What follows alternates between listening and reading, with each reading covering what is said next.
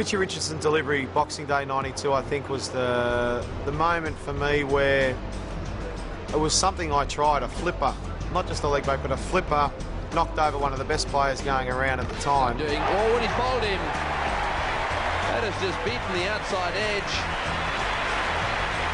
It also kept a little bit low, but Richie Richardson was looking very comfortable, and all of a sudden Shane Warne struck. What a wicket this is for Australia. Ended up getting 7 for 50 that day, made me feel like I belong at Test level, and made me realise that, hey, I can bowl a pretty good flipper to good players in the world and knock them over, and I can play at this level if I bowl like I did today. And I suppose, you know, that's nearly 11 years ago, or 11 years ago. It's it brings back great memories, that delivery, but you know, the last 10 or 11 years since then haven't been too bad. The first couple of years before that were a bit tough, but the last 10 or 11 haven't been too bad. A great victory for Australia and a tremendous day's work for Shane Warne. His best bowling ever in first-class cricket, and what a time to do it, and what a place to do it in front of his own crowd here at the MCG. Congratulations from all round, and so it should be. I think the Gatting ball is my favourite ball, just because it was first ball, what it actually did to a very good player of spin bowling. England, Ashes, first up, but Shivnarine Chanderpaul was the delivery that I think is my best ball I've ever bowled. I was around the wicket, it was just before lunch. I think it was Chanderpaul and Carl Hooper were batting extremely well, chasing a target. And I went around the wicket last over before lunch, and I was just after my first finger operation, and I wasn't spinning the ball like I used to, and I got to a stage where something had to happen, and there's a little bit of foot marks out there, and I said, rightio, it's time. It's time to give one a massive rip into the foot marks. Got him! That's well bowled, Shane Warne. What a wicket that is. He's really teed him up, and he has struck just before lunch. Well, it just came out of the hand beautifully. Just, you know, I'm not sure if it's like a putt or a drive or a leg spinner or a shot you hit through the covers. You just know when you've done it, it's going to be good. As soon as I let my hand, I knew it was a good ball. Whether it was going to get a wicket or not's another thing, but it was just a good ball. And it helped that he went back to try and cut it.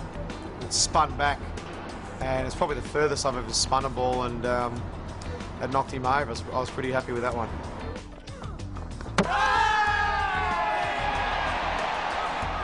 Bazard Ali, it brings a smile to my face thinking about it. Bazard Ali had been sort of annoying us a lot of the time because he'd always holding us up. We'd be ready to play.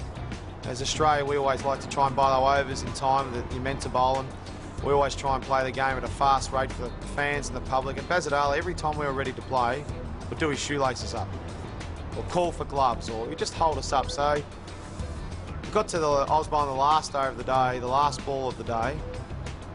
And I called Heels up, Ian Healy, the keeper, and said, Heels, what are we doing for dinner tonight, mate? We talked about pasta or Mexican or what we were going to do, and just generally held up play so we could just annoy Bazard Ali. We're doing overtime anyway, so an extra couple of minutes wasn't going to hurt. So we had a bit of a chat, and we just dragged out a bit, and you could see Bazard Ali just getting a little bit agitated, like a bit, like, come on. And we just sort of played it up a little bit. In the end, Heels sort of said, come on, just do something. We're bowling around his legs or through him, or just bowl one. You know, like, and I said, do you reckon toppy, leggy? He said, just a leggy, just do something. And I said, rightio. You wouldn't believe it. He's done in between his legs. Well, whatever it is they talked about, you can bet your life in future it'll be, why don't you give him the one that'll bowl in between his legs? And then I bowled the leggy. Felt okay, bowled the leggy, and he just played it really badly. Just wanted to let it go, hopefully go off and have a beer at the end of the day's play. Went straight through his legs. And the celebration, I mean, it was just pure. We were just laughing, me and Heels. It was just sensational. And we copped flack over it because we said we sort of played it up to the media and said we planned it and all that sort of stuff. And I think Steve Waugh wrote in his article or something what really happened, and then we got in all sorts of trouble. But it was just a bit of fun that was meant to be had, and I think people probably got a bit too judgmental about it. But look, that was fun.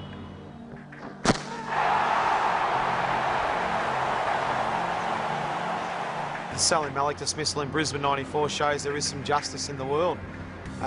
He came to Australia saying, labelling myself and a few of the other guys cheats and all sorts of things, when we knew he tried to offer us money to throw a game, and we did the right thing. We went to Mark Taylor, captain, Bob Simpson, the coach, the match referee, did all the right channels and basically dobbed him in. So I don't think he took too kindly to that, and some Pakistani court, I think, or Salim Malik called us, said we're making up, and one of the reasons is that I could never get him out, which was incorrect because I'd already got him out a few times anyway. So that happened. So when he came out to Australia, there was obviously a bit of feeling about it.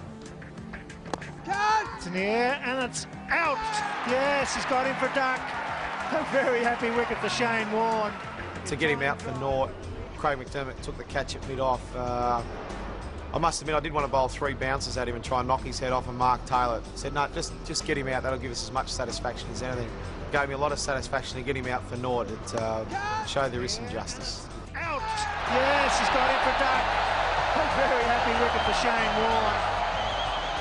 Alex Stewart, 94 Brisbane, was probably one of the best flippers I've ever bowled. I think the one to Richie meant a lot. It was a pretty good one, but I think the way I set Alex Stewart up for that one was, I think I just outsmarted him. The ball before I dropped a bit of a short one, and he went back and cut it for 4. Very good shot. I didn't do that on purpose.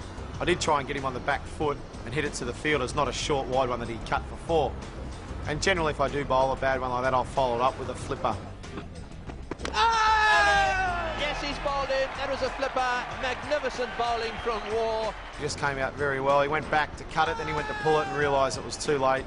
Bowled him, and you could just see after it bowled him, he put his bat on the ground and just looked down and went, what were you doing? And I just looked at him, and it was great satisfaction and brought a very good smile to my face, and the boys enjoyed that one too.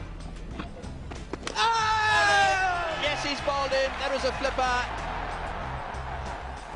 Gucci, I think, is one of the most enjoyable players I've ever played against. He's a very tough competitor.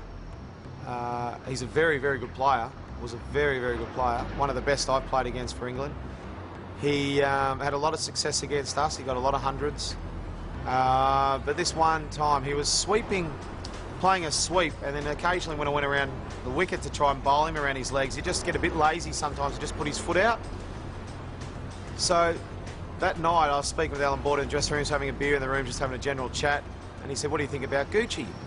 I said, well, I reckon he's a bit lazy with his foot. He just sort of puts it out. I reckon I could sneak one around there somewhere. And he said, well, should we try that tomorrow? He sweeps pretty well.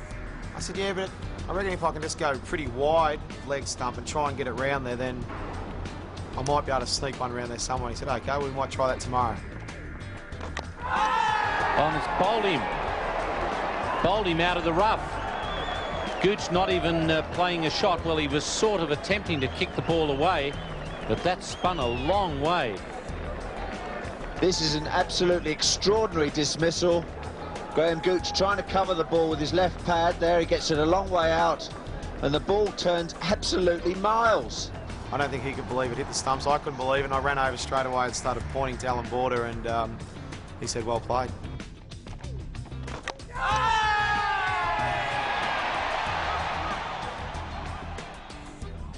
Ganguly's a guy, how can the best way we can put it, who I suppose does his job very well of rubbing us up the wrong way.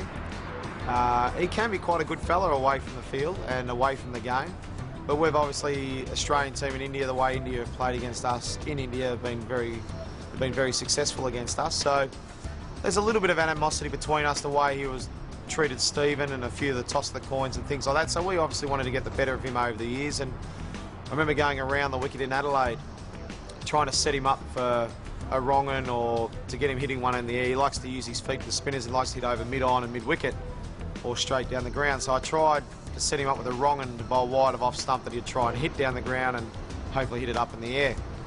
So I set him up with a few wide leg breaks and then bowled a wrong un.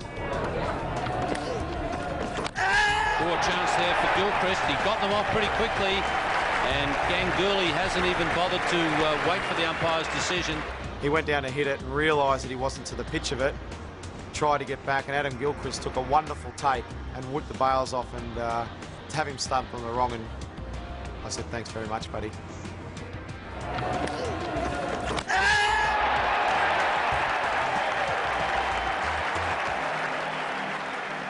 Said Anwar, I rate as probably one of the best, if not the best, opening batsmen I've played against from all countries. He's, as an all-round player, of quick bowling and of spin bowling, he can be very, very destructive.